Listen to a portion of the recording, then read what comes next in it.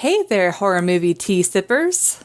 The following podcast episode will contain spoilers for the movie we are about to review.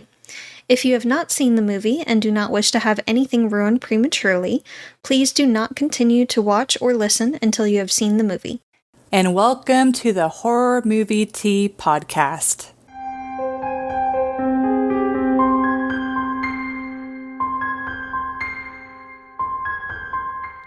Today we are covering Misery, the 1990 classic that was originally written by Stephen King. I mean, who hasn't heard of this movie? Though no judgment if you haven't. But before we go into the review, let's grab our cups and talk about tea. So, we're getting a bit festive. Well, I'm getting festive today. And I'm drinking the Republic of Tea Peppermint Bark. What does it have in it? That's a good question. It's got peppermint, green rooibos. Is that how you pronounce that? That's how I pronounce it. Cocoa extract, vanilla flavor, blackberry leaves, and monk fruit. So, and you will definitely be hearing a lot about Republic of Tea because I had some reward points and they were having a really good Black Friday sale. So I'm sorry, guys. You're going to be hearing that name a lot. She went nuts. It's not sponsored. She's insane. Yes, I'm just insane. What about you, Jess? Are you insane? Well, I broke into your stash. So I also forgot the canister. This is fine. I'm done with today. I know it's the peach Bellini from Republic of Tea. It's got a little bit of a spice to it too. I really like it. This is tasty. And with the monk fruit, I was wondering if it would make it sweet, and it does. Yes, monk fruit is a natural sweetener. Like, it doesn't taste like sweet tea. It's just enough sweetness. Oh. Yeah, you have to actually be really careful with monk fruit, because just a little bit, there's a very fine line between just enough and oh dear God, why? Trying not to swallow in the microphone. I am a very... What do you call it? I'm an audiophile, so I'll edit our episodes and I'll hear the swallowing. I'm just like, ugh. You don't like the ASMR? That is not ASMR. That's like nails against the chalkboard. Yeah, I don't like those sounds either. But yes. But for our tea sippers out there, brew yourself a cup of tea, sit back, relax, and we hope you enjoy the review. Words. Nailed it. So for the summary, I'll just keep this brief for anyone who's not completely familiar or need a refresher. It's... Excuse me. I really wish you can actually buy a mute button for these, but they're like $100. So for now, this is what we got. Yeah, you can actually, the mute button is with your foot. Isn't that cool? Anyways, so Misery. It's about this author who gets in a car accident due to a snowstorm, and the person that came to his rescue just so happened to be his number one fan. And at first, it seems like she's a nurse. She's taking care of him. She makes it sound like it's a winter storm that's preventing him from being able to go to a hospital. But pretty soon, he finds out that she's just sabotaging it to where she's not allowing him to leave. And chaos ensues, as gotta escape, they say. Yes. So... Oh, no. Okay, hold, please. You saw me do it to mine and everything. I know. I even mentioned you touching all the things. I know. It was nice setting this up. This is why you only get one camera angle, because my computer is just like... We've had all the tech issues today. Yes. All of them. Yes. Every single one of them. We have had them.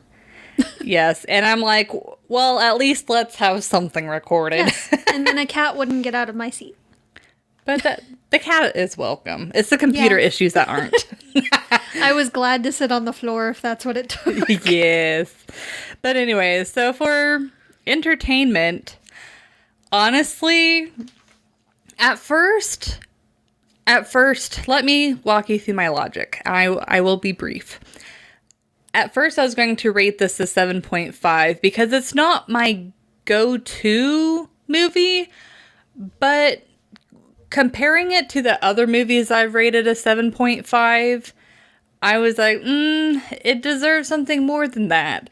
So I am actually going to bump it up to an 8, and it's an 8 to me because even though it's not a go-to movie for me, it's one that I watch over and over again. Like I've watched it quite a few times, and it's like, it doesn't matter how many times I watch it, the tense moments remain to get me and keep me entertained and engaged and stuff like that. So, like, I love the progression of Annie's madness. Sorry, excuse me. She seems like suspicious at first, but it's very hard to gauge like what exactly is going on. But it's like at first you're like, oh, she's suspicious, but she really does seem to have innocent intentions. But then it turns like darker and darker. Oof. And then I love, so there's a part closer to the beginning of the movie where Annie Wilkes says, if I die, you die. And I feel like this was a very intentional sentence because if it's like, yes, it was a threat in the movie, but I think it's also representative of if an author or an influencer or a YouTuber or a musician, if they don't have fans, if their fans quote unquote die or stop listening to them, then they die. Like, they do not have a career. Their career dies. They don't literally die, hopefully. I think in most instances they don't, but their career dies. They are no longer relevant. Yes. So it's like, even though it might have been a little bit nitpicky for me, I feel like, I don't know, Stephen King, he very much wrote the story with intention. This is actually, I think he actually had met a fan that kind of wigged him out, and it kind of inspired the story. Don't quote me on that, but if I remember right, I think that's what happened. And Stephen King, he tends to be pretty intentional, so I don't think that line was just thrown out there. Oh, yeah, and it's like, sorry, I can't see. I'm not wearing my glasses. I love the little hints that they give about her madness on, like, she starts nice, but then she, like, has her bursts of anger, and then the bursts of anger keep becoming more and more frequent, or, like, with her drugging him, she makes the comment, oh, your pain keeps coming back like clockwork. And then he later finds out what she was actually doing. So I thought that was cool. And then also I really like how it's like, even though Paul isn't necessarily a super likable character, you can really empathize with what he's going through, and the fear that he must be feeling for his life, and he doesn't know whether or not he's going to see his daughter again. He doesn't know what's going to happen, and so I think they do a really good job by, like, working it up to making it appear that he will be successful, and then bringing him down. Like the particular scene I'm thinking of when he attempts to drug Annie, but then she spills the glass, and then nothing comes of it. Let's see. I'm going to apologize for some of the faces that I've been making. I'm watching the kitty and making sure she doesn't just start trying to knock over our setup. No, she's a cat that tends to be pretty careful. The only thing that she absolutely is not careful about is stepping on my keyboard, but it's because my keyboard is really flat, so I don't think she even notices it being there. I don't think she cares. Well, with my other keyboard, she would step around it all the time. She would never step on it. So, but she's a very sweet cat. She's just a little fat. We're trying to put her on a diet, but it's hard. Yeah, good luck with that. Yep. Oh, so one connection I made that I thought was interesting is with the movie, it has a lot of slow moments and then a lot more faster paced moments, a lot more intense moments. And it's not like a normal movie where it slowly builds up and then you have the climax and then it slowly goes back down. It seems to be calm. Oh, no. Don't rub against the camera, please. She's super careful. No, she won't mess with the setup. Shut up. But with this movie, it's like calm, tense, back down, calm, tense. Bye. Did you offend her? What did you do? I don't know. I went to pet her and then the cord touched her tail. And did her a great offend. Okay, that's what happened. Yep. But this movie really, I feel like this movie in a lot of ways, like the build up and the calmness, like the back and forth very much helps impersonate as well as imitate Annie's personality disorder or mood disorder, her mood swings. Oh,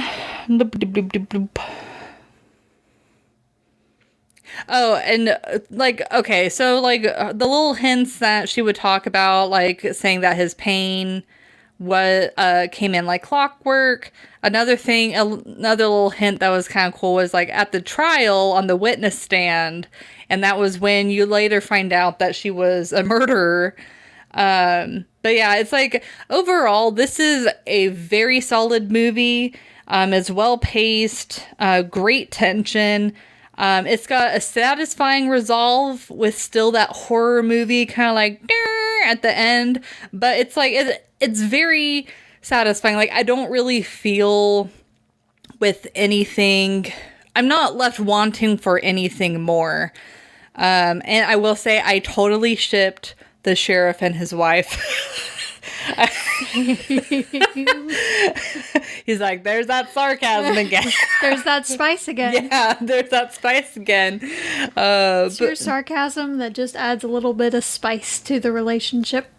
Yeah, it's like I guess the only weak point is really the sheriff and the wife. I consider the only extremely likable characters, while everyone else, I didn't like hate them or love them. They're just kind of like eh.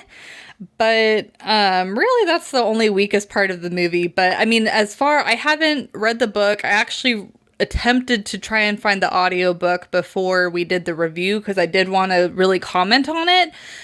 Unfortunately, I didn't want to pay $23 to do that.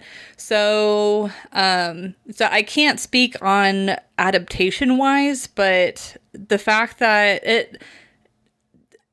it's like typically if it's a movie or a book adaptation, it feels like an adaptation. But this, I mean, the pacing as well, it's such a simple story. I feel like they put it together. Stephen King actually does like this adaptation, which is pretty cool. But yeah, that's all I got. I got some complaints in the realism, but first, what do you think of the movie, Jess? I'm gonna try to keep it brief because she took up a bit of time there. Don't look at me when I'm swallowing. I'm trying not to laugh. I felt your eyeballs on me. I give this movie, it's really hard for me to rate this movie, honestly. I really do enjoy this movie, but like Alyssa said, it's not the first one I'd go to, but I definitely wouldn't say no if someone suggested it.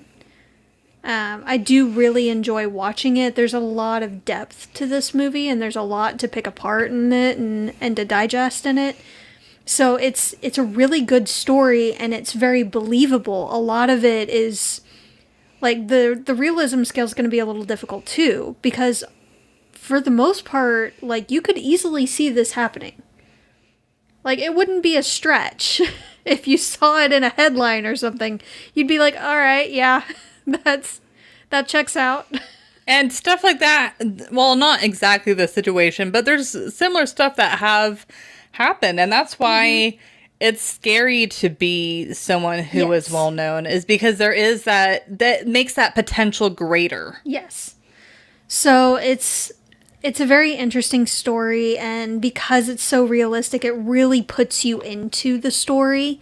And there's very few things that'll bring you out of that mindset. So it definitely holds your attention, and there are certain things that you do have to pay attention to. I wish I had a bit more time with this movie, just so I could pause it in certain places and pick it apart a bit more, like when they're showing the news articles. I wanted to be able to pause it so I could read more of the articles and really get an in-depth look at what he was seeing just at a glance. But I didn't have time this time, unfortunately. I had to do it in between doing other tasks, so I couldn't... Me too. Yeah. I couldn't give it the time that it really deserved. That being said, this was not my first watch. I just wish I had more time to give it. I do give it a 7.5. Oh, see, we were pretty close. Yes. I wish I could give it a little bit higher, but it is definitely dated. And there were just some things that in the realism that I just can't bring myself to really give it higher. There are just certain things that enough of it is like, that's not how that do. That just takes me out of it enough to lower the score just a little bit. So, but it is a really good movie. It's really easy to empathize with a couple of the characters, if not all of them. The Crazy Pants Stalker was difficult to relate to. But even with her, there were certain things that, as a bookworm, I can relate to. Like her reading 300 pages in a matter of like 2 days or so. Now, it could have taken more time in the story. It seemed like only a couple of days in the movie. So that was pretty relatable. That's usually like a day, maybe 2, depending on the book. For me, often. But... and being angry with the author when one of her favorite characters in her favorite series is killed off. I feel like everyone has had that moment. She took it to the extreme for sure.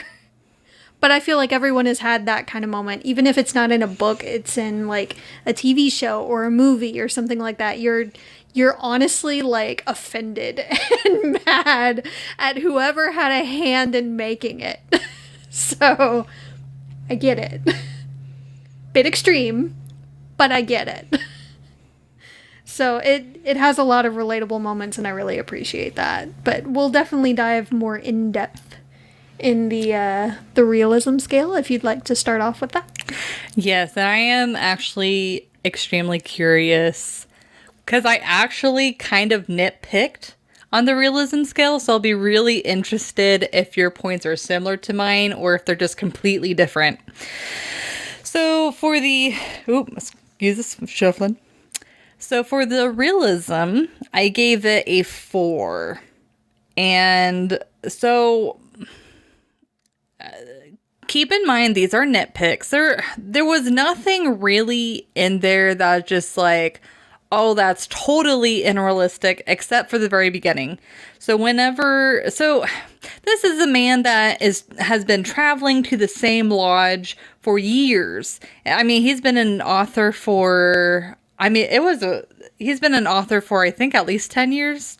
At least. Yeah, it was a while.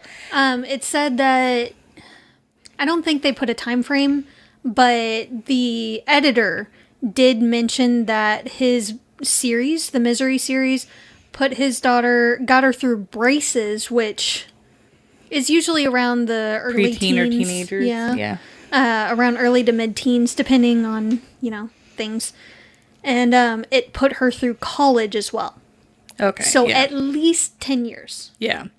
But the fact that he had traveled to that lodge so many times, it seemed very suspicious that he did not know how to drive through snow, because you can hear and see what's going on with his driving. He has the gas on and you can hear the car revving, and then he slams on the brakes, and that's ultimately is what causes him to go over off the road. You are freaking me out with that cup there. I mean, that's barely... I know, but you take your hand off it and then you move around. Yeah, it's fine. Calm down. Okay. This is a big mug. Okay.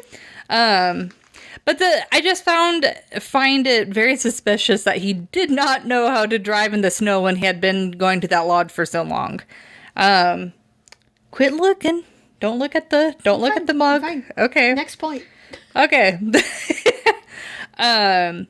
And so whenever Annie mentions that he has a compound fracture, at first I was skeptical, and I was like, how can you tell it's a fracture versus a break or whatever? But I ended up looking at up a compound fracture, which is what she says that he has. And it actually is one of the few bone breaks that you can immediately tell that someone has, because it's the bone sticking through the skin. So I'm like, oh, okay, that's definitely believable. It is it's kind of on the thin line of realism and fiction that the townspeople are smarter than the police. When the police are like, oh, he got out of his car and he must have wandered off. But then the sheriff just takes a little peek at the door and is like, no, someone pried this open. It's like, I know there have been historical cases where the people, have made a conclusion that was more correct than what the detectives or whatever thought. But so that one's kind of in the air. I'm kind of leaning that the police should have been a little bit more smart than that. Boop, boop, boop. I was looking if there's any information or more solid information on what sort of disorder Annie Wilkes had, and heard a lot of different possibilities. Some people said she probably had bipolar disorder. Another person said that they had a borderline personality disorder. Another person even said that she had delusional disorder with a narcissistic personality. So I could see that one. It's kind of difficult to pin her down. The bipolar, the borderline personality, I can see a little bit more than the bipolar, but I don't know. It's kind of a mixed bag. Yeah. She kind of shows multiple traits for a lot of these different personalities. So she's more than likely a mixture of different things. Either way, she needed help. Just a bit. So now we're going to get into kind of the super nitpicky part. So in the end, when she initially gets knocked out, it's because she falls and hits the side of her head against the typewriter. He thinks that she's dead, and then she jumps on top of him, and then he actually kills her, which is hitting her with something heavy directly to the forehead. And I looked up these injuries. I actually looked up the best place to get hit in the head and the worst place to get hit in the head. And funny enough, the forehead and side of the head came up, which is the same areas that she got hit. So what the conclusion, or what our anatomy is like, is it's actually best to get hit in the forehead. It's the most survivable head injury because, I mean, it's the thickest layer. There's not a lot of arteries in that area. It's just the safest place to get hit in the head if you're going to get hit in the head. But the most dangerous area to get hit in the head is the side, because they're... temples, yeah. because not only is there like the pressure point and the bone is maybe a little bit thinner, but there's also arteries in that area. So if you get hit there, And nerves. you will likely get a brain bleed. So her hitting her head against the typewriter actually really more than likely should have killed her versus her pulling that bullcrap of like being knocked out and then like the forehead thing. Maybe if it was big enough and it was a powerful enough of a hit, it could have, despite it being hit on her forehead, but it's more likely that the typewriter one would have been the final blow. So I think that it just helped along. I think the temple hit wasn't quite hard enough for the full effect to happen. It might have been a bit of a slower burn, and the hit to the forehead helped accelerate it. Because it was a very heavy object.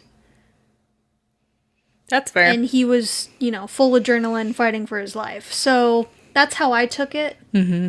But I was initially thinking as well that, okay, hit to the temple with gravity on a heavy typewriter. Yeah, typewriters are heavy and sharp. Yes. They are sharp. Yes. Like something, I could imagine it being possible that something like punctured into her. And some people I have heard of, they've been hit to the temple. It wasn't enough to like kill them, but they did lose their vision.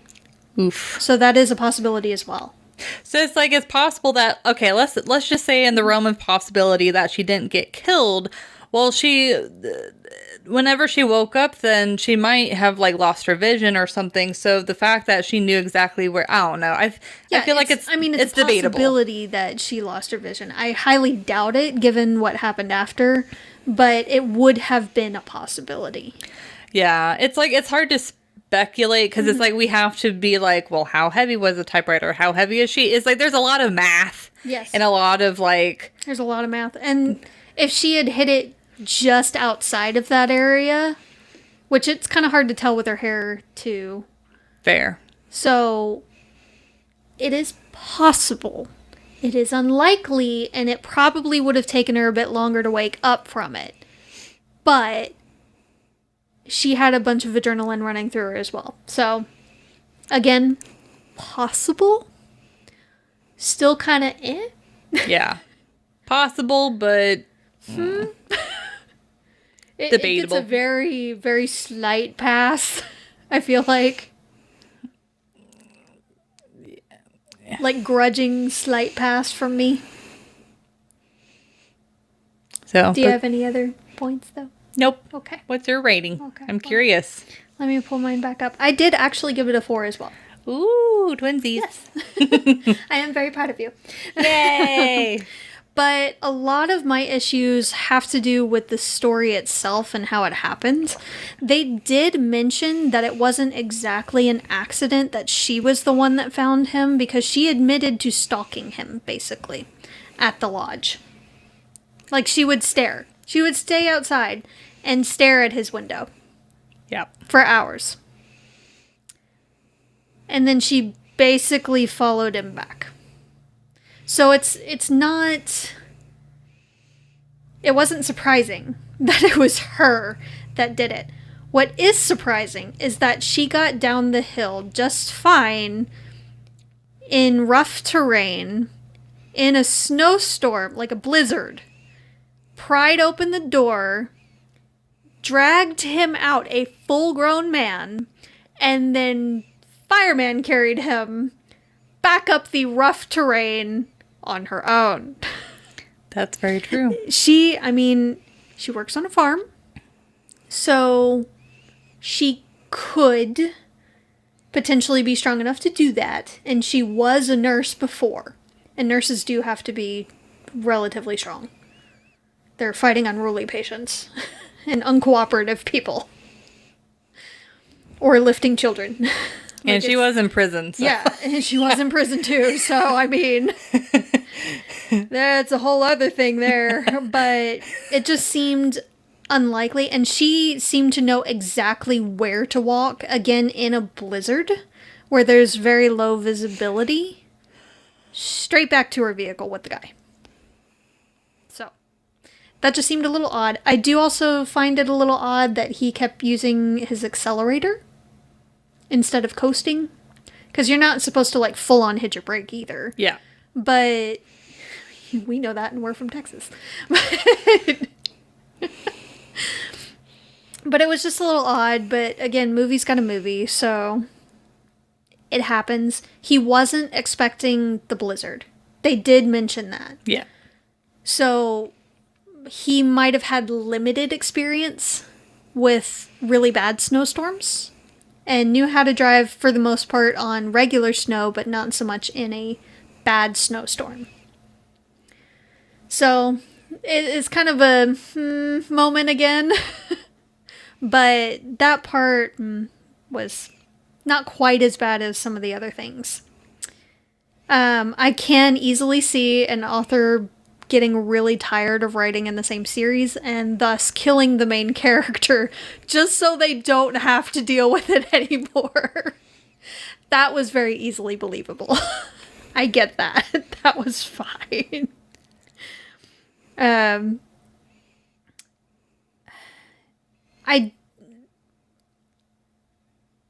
forgot to mention, when she got him out of the vehicle, when she started CPR, especially the chest compressions, those compressions were way too fast. And as a nurse, she should have known that. I know it's been a few years.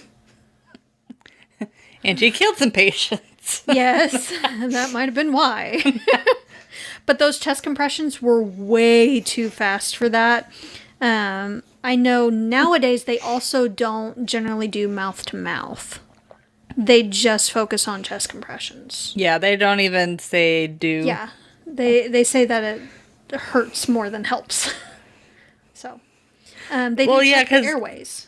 Yeah, because doesn't it, like, take up precious time Yes. to, like, yeah. When you should just be focusing solely on chest compressions. If you have another person there, they might be able to help do that, but they usually prefer the tool, the squeezy bottle tool. Yeah. I do not know the technical term, guys. The squeezy bottle. It is now the squeezy bottle tool. And so they will use that, but they generally just focus on chest compressions from what I understand. So, but hers were way too fast, and it didn't make sense. And as a nurse, she should have known that. Yeah, she's supposed to do it in to Staying Alive. Yep. Funny enough, yes. Yeah. Anyway, demonetized. Demonetized. As if we were monetized anyway. Yeah, I wish. So, I don't understand why he didn't question her more throughout this whole thing before he realized she was psycho. About, the blizzard is broken, the snowstorm is gone. So why haven't you dialed 911? Why haven't you taken me to the hospital? She keeps saying the road is closed and we'll wait until the road is open. But that doesn't make that much sense. Even in a really rural area, she got him there in a snowstorm. She can get him somewhere else. Especially with like a compound fracture, what if there's other complications? Internal bleeding, infection, sepsis. There's so many things that could go wrong that it just doesn't make sense that she wouldn't take him somewhere else. Even if she's like super into him. She would run the risk of him dying on her.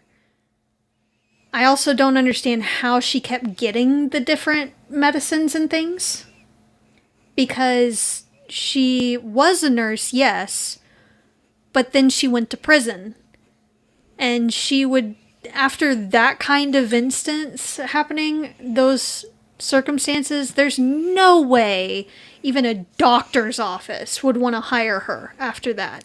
So how did she have access to the different medications and things that she kept giving him? I very much suspect that she was probably stealing it. Like, especially like the pills that she was giving him, like they didn't have any packaging around them. So that makes me think that maybe she took them out. Yeah, but where did she get them? I mean, she could have stolen them from a hospital. Where? Well, the hospital that's in the town. Yeah, those are usually heavily guarded. Like the materials and everything for the medicines are usually heavily guarded, especially like the opiates and narcotics and things. Well, to be fair, and she had syringes. This happened, though, in the late 80s, early 90s. It's not... Still. The opioid crisis wasn't, like... Yeah. Yeah, but still, it just didn't really make sense. Especially since she seemed to only really go to the town for other supplies, like food or paper. Otherwise, she was just on the farm. Yeah, I wonder what she did for income. Like, how could she have...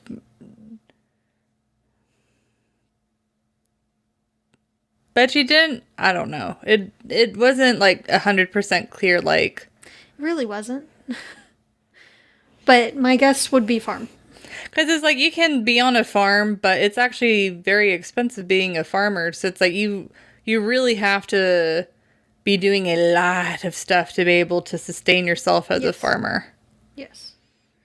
So, it's not an easy life. Shout out to all the farmers. It's not an easy life. And we appreciate it. I do also wonder why the bacon seed was allowed in the room of someone recovering from serious injuries, like compound fractures. Did you just call it bacon seed? Yes, I did. The pig's called Misery. It's a bacon seed. Moving on. But you wouldn't want anything to really bring anything to contaminate that room while they're recovering, and there's risk of infection. Like, as much as I love dogs, they really shouldn't be allowed in there either unless you have access to antibiotics, which, to our knowledge, she wasn't giving him at all. So it's really, really freaking lucky that he never got an infection. So. Yeah, it's a miracle he didn't, like, and his legs looked awful. They were so swollen and it was discolored. Bad. But those injuries are serious. So it makes sense that... I was a little surprised there wasn't more discoloration, honestly. Yeah. But whatever, it's fine. This is fine. What is not fine is him picking the lock with the bobby pin after never doing it before in the span of seconds. And then locking it back. No. You know how hard it is to try to pick a lock with a stupid bobby pin? But to be fair, those locks are a lot easier to pick than our current day ones. But he had never done it before. He said he'd written about it before, but he had never actually done it before. And bobby pins are usually fairly fragile. They would likely break. I don't know. A few times. I've had some pretty strong bobby pins. Maybe. But... He got those 5-cent bobby pins, not the 1 cent. Yeah. Even if he was lucky enough for it not to break immediately upon attempting this, he would not have gotten it in that short amount of time on a first try. And even if he was that freaking lucky, there's no way he would have locked it back in that amount of time either. No. You know how astronomical those odds would have had to be for that to work? I'm calling bull. Bull on this whole thing. Bull on you, bull on the bacon seed, bull on the lock. No. It is a nice move, though, when he was trying to stow the pills. And he did try to grab a knife for added protection. Now, of course, best laid plans went to hell.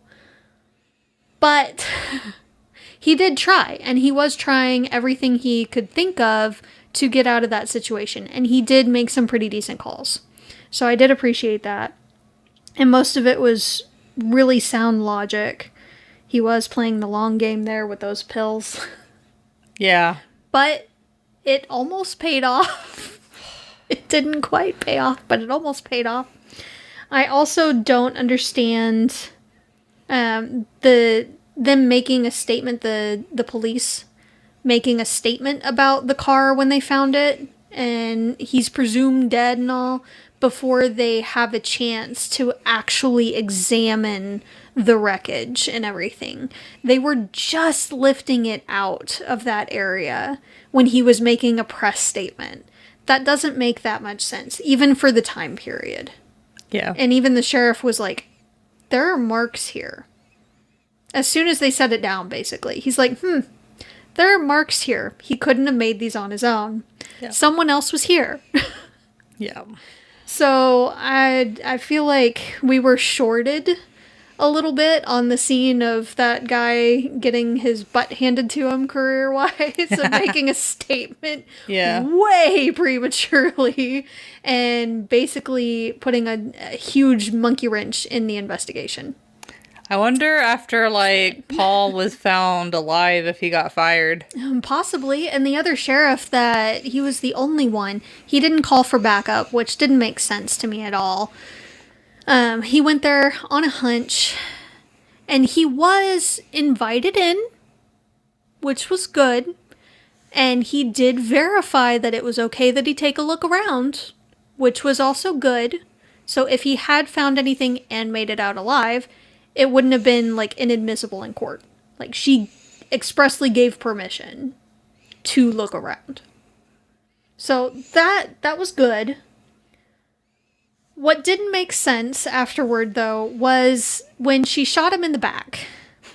And he fell onto the stairs. Not even fully down the stairs, just on the stairs.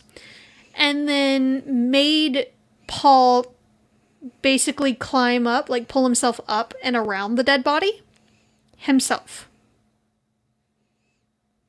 This whole time, she's made it a point of, I am the caregiver. I am the one to move you around, whether you like it or not, whether it's painful or not. So for her to leave him down in the basement just didn't make that much sense, especially when he would have had to have crawled around the dead and bleeding body. I also feel shorted that they didn't give us a scene of, like, the deputy, the wife, finding out about the sheriff. I really like their relationship. That would have been sad. Yeah. But again, he didn't call for backup, so I feel like if he had, it would have been a very different ending. There would have been an epic catfight. Epic catfight. So I feel a little cheated there, but that's neither here nor there. But yeah. The trauma at the end, the PTSD, would be 100% accurate. I could easily see that. So that was pretty good there. So it was mostly the issue with her being a nurse, and one, not still being locked up for all of that, and two, having access to all these things. Yeah. So it just didn't make sense. Not really. So that was all I had, though. Otherwise, a really, really good movie. Yeah, definitely. Like, if anyone out there hasn't seen the movie yet, I think it's worth the watch, though. Definitely worth it. It's got some icky scenes, so just be warned of that. The hobbling scene? Ooh. I hate that scene. His foot moves at a weird angle. They don't shy away from it. Though I am surprised there wasn't blood.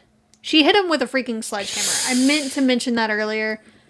She did hit him with a sledgehammer right to the ankles, but there was no blood. It just moved to the side in a very odd angle. And, which, yeah, I guess would happen, but again, I feel like there'd be more blood and hell a lot of bruising. Yep. Those ankles would have been dust.